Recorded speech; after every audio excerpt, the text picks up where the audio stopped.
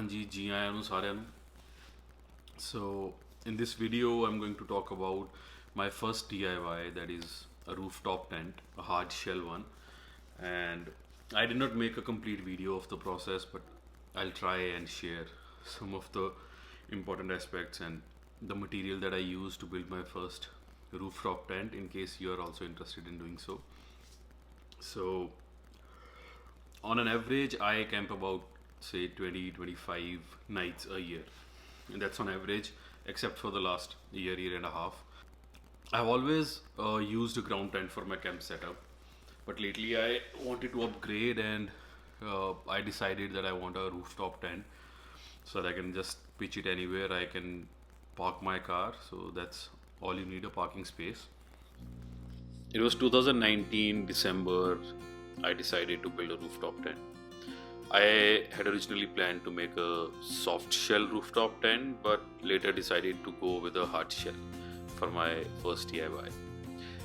So it was Feb and the lockdown hit, and fast forward to October 20, and I decided to finally take it up. And during the same time, a Mr. Dictator decided to mow down the farmers with 3 black laws, so the process kind of slowed down and the revolution took place. If you're wondering why a hard shell and not a soft shell, it has largely to do with the availability of materials, and the delay of the project is also because of the availability of the materials.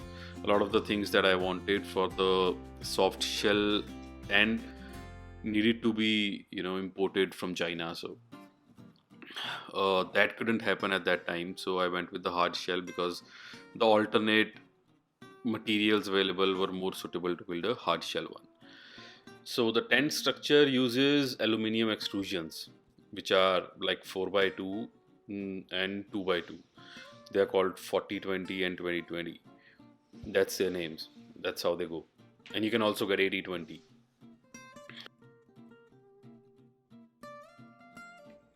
The tent sits a little over 6 inches tall, and it's about 4 feet wide and 7 feet long.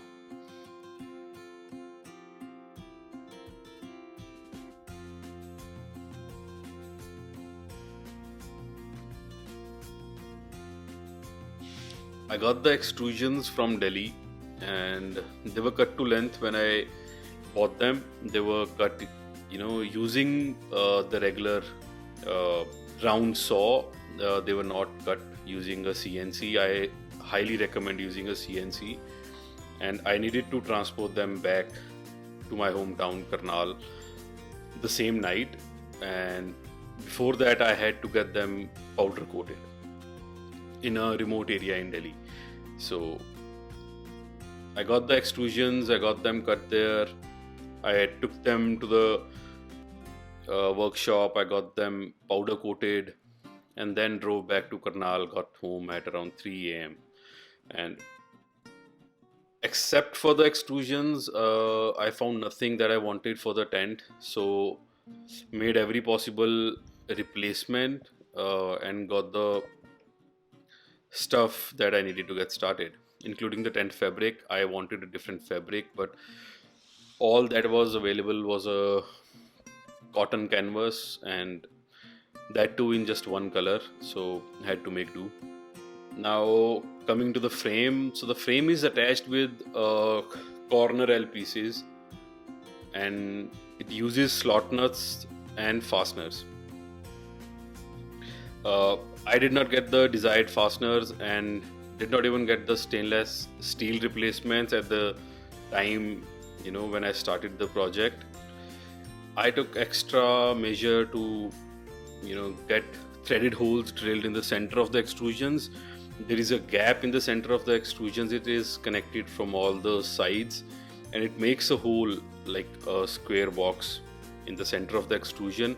You can get a threaded hole drilled there, and you can use that to put another corner piece, and for more strength and to ensure that it doesn't just fall apart, because that would be a disaster. It can damage anything and everything that's in its proximity.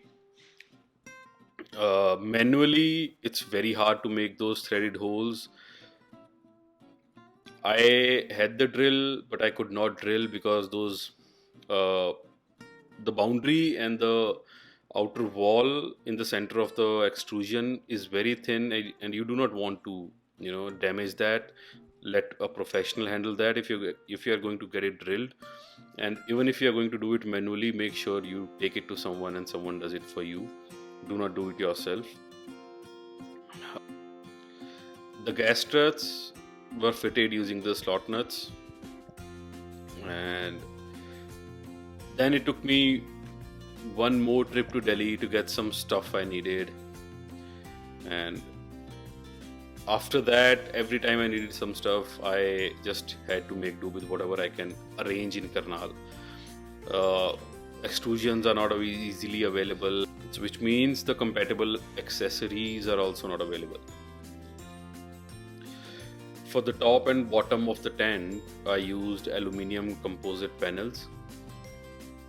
I wanted to use a different kind of sheet which is lighter, and it is slightly expensive, but I could not actually get the right price, and then I could not get the sheets at the right time.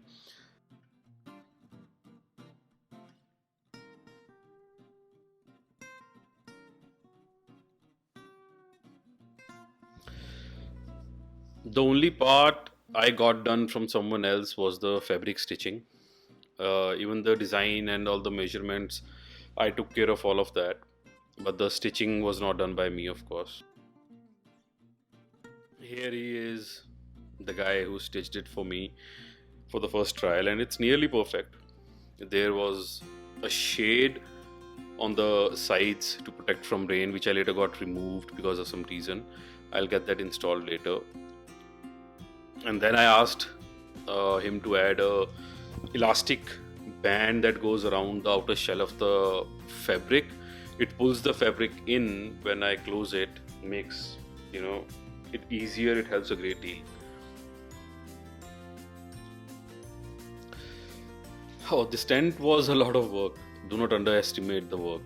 The video is not even half baked. I had not planned to make a video, so this is what it is. And it took me nearly a month to complete the work on and off. For you also, it will be as much time or more if you do not have the right tools and parts.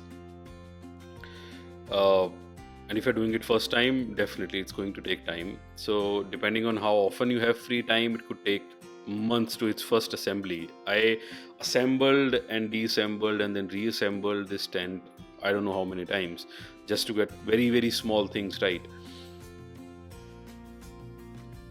I really hope this video helps you start your own DIY, be it whatever project, and hope you liked the video. Thank you for staying to the last.